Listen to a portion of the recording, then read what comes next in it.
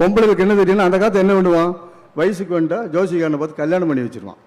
மடப்பசங்க இந்த பொண்ணை வந்து படிக்க விட்டா எவ்வளோ நல்லா இருக்கும், எவ்வளவு அவள்கிட்ட அறிவு இருக்கும், ஒரு ஆற்றல் இருக்கும், அதை பயன்படுத்திக்கும் எண்ணம் கூட இருக்கலாம். ஏன்னா ஆண்களுக்கு அவன் மட்டும்தான் அறிவாளியாக இருக்கணும், இவன் மட்டும்தான் புத்திசாலியாக இருக்கணும்.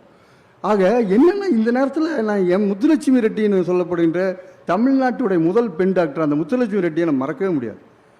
1907 எம்பிபிஎஸ் படித்த முத்துலட்சுமி ரெட்டி தான் முதல் பெண் டாக்டர். அவங்க படிக்கும்போது மெட்ராஸ் மெடிக்கல் காலேஜில் இருந்த ஒரே பெண், ஒரே கேர்ள் கேண்டிடேட் முத்துலட்சுமி ரெட்டி தான். அவங்க அதுக்கு முன்னாடி 1905 புதுக்கோட்டை மகாராஜா கல்லூரியில் சேர போகிறாங்க. அப்போ சொல்கிறாங்க, பிள்ளைகளெல்லாம் சேர்த்திக்க மாட்டோம்டா எங்கள் இதில், பிள்ளைங்க வந்தால் பசங்க கெட்டு போயிடுவாங்க. ஆடா பாவிகளா, பொண்ணுங்க படிக்க வந்தால் பசங்க கெட்டு போயிடுவான்னு நினச்சிருக்கான் பாருங்க, எவ்வளோ பெரிய பயந்தவனாக இருந்திருக்கான். அப்போ அந்த பிரின்சிபால் சொல்கிறாரு, முத்துலட்சுமி மட்டும் ஒரு 3 மாதம் வரட்டும், இடையில பசங்க படிக்கிறதுக்கும் முத்துலட்சுமிக்கு நடுவில் ஒரு திரையை போட்டுருவோம், இந்த அம்மா வந்து எந்த பிரச்சனையும் இல்லாத ஆள்னு தெரிஞ்சா மேற்கொண்டு படிக்கட்டும்ங்கிறான். ஆக நாம் இப்போ வரலாறு வரலாறு வரலாறுனா பெண்களின் வரலாறு தெரியாமல் நம்ம பெண்களுக்கு படித்து என்ன பண்ணுறது, கோலம் போடுறதையும் இதையும் நினச்சி நம்ம என்ன பண்ண போகிறோம்.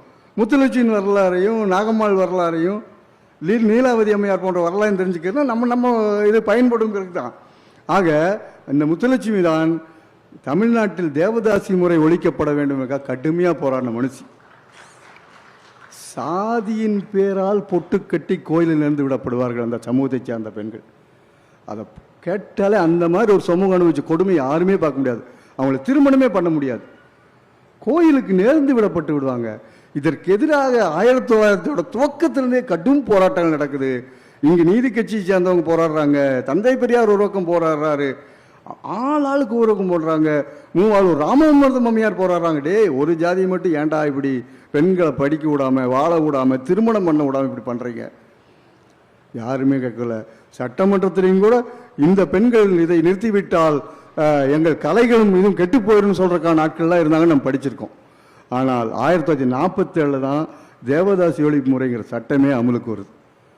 ஆனால் இதில் ஒரு வருத்தமான விஷயம் என்னவென்றால், இதே நமது மரியாதைக்குரிய முத்துலட்சுமி அவர்கள், அவங்க வந்து நடிகை ஜெமினி கணேசனுடைய அத்தையும் கூட